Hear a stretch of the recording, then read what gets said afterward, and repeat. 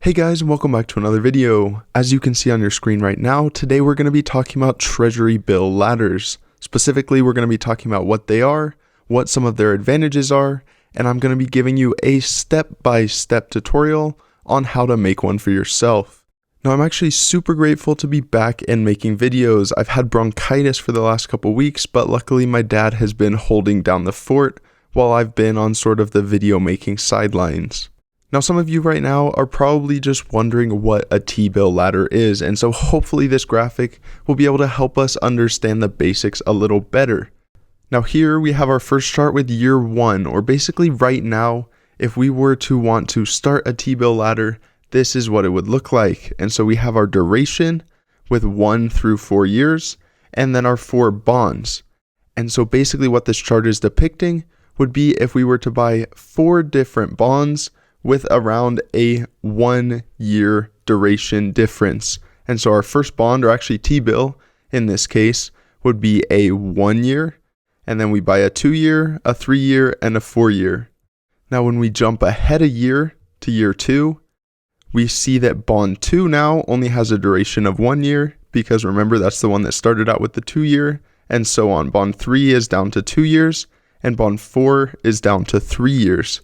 But one thing you might notice is that the money that we spent to buy that 1 year treasury security before is now the money that we're going to be using to buy the 4 year treasury security after a year has passed by. And this is sort of where that laddering effect comes in.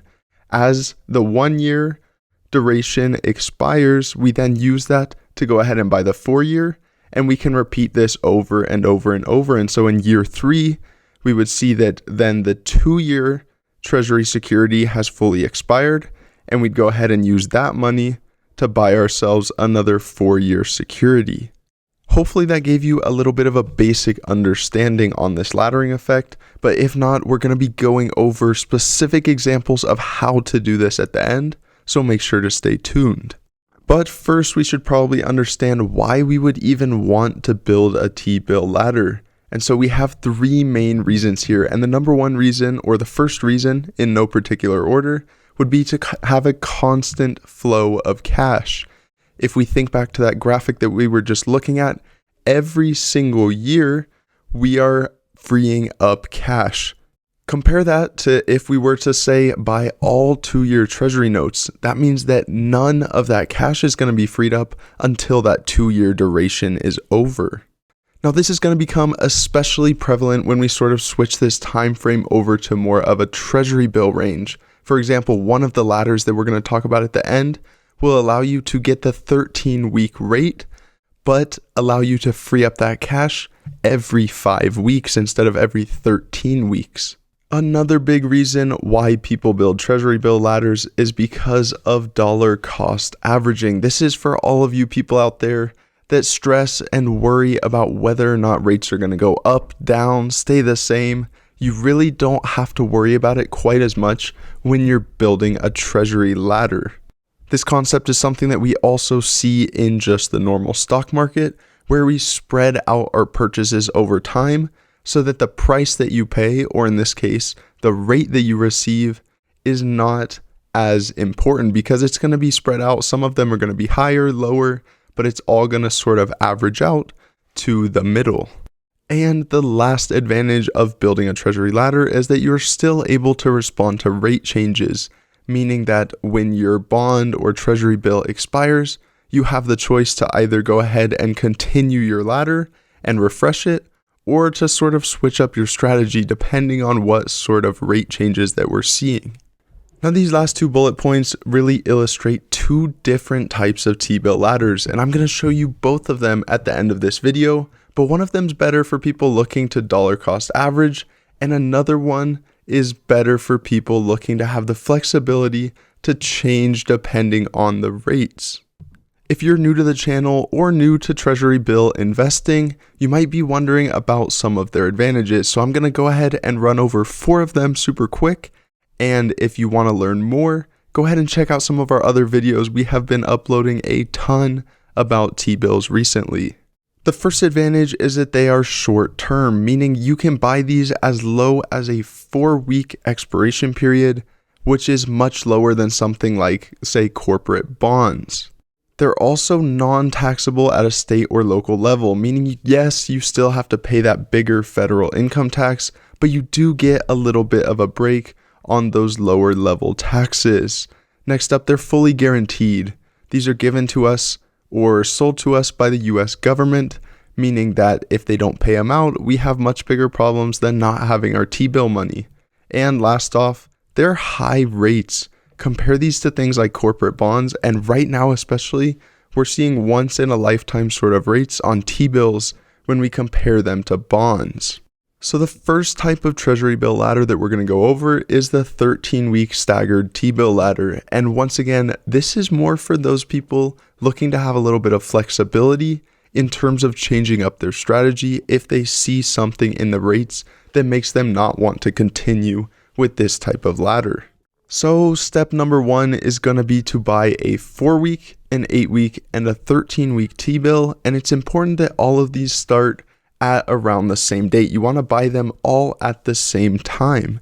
Step number 2 is actually going to be to wait 4 weeks. But after that 4 weeks has passed by, you're going to use the money from the 4-week T-bill to purchase another 13-week T-bill.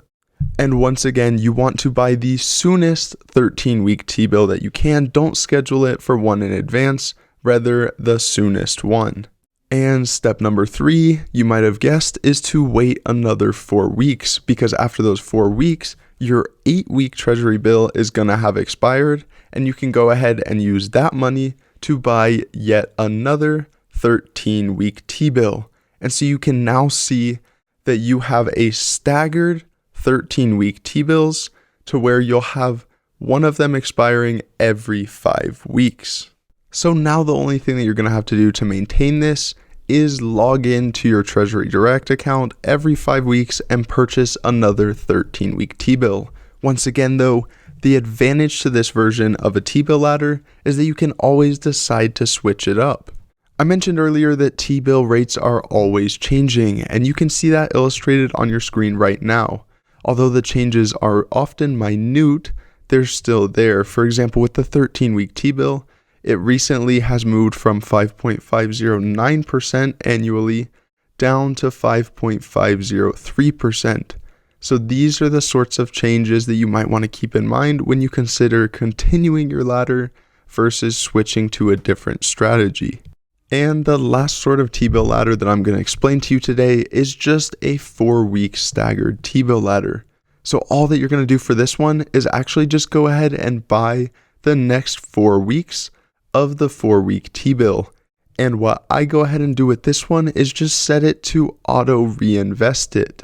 This is the version of the Tbill ladder that's a little bit more designed for dollar cost averaging, because you're going to be getting the rate every single week, meaning that if it goes up, it goes down, it doesn't really matter. You're going to hit some, you're going to miss some, but at the end of the day, it's a little bit lower stress and it's super low maintenance. This is currently what I'm doing with my T-bills as I sort of scope out the future rates.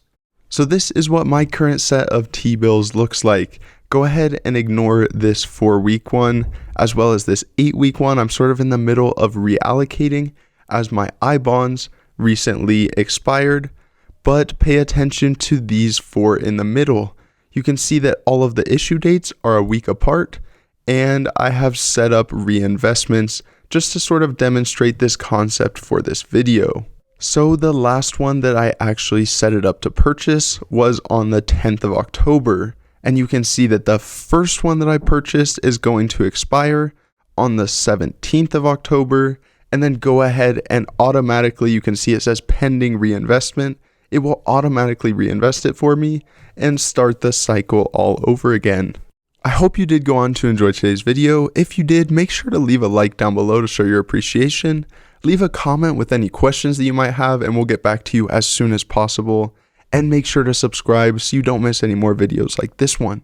But other than that, we'll see you in the next one.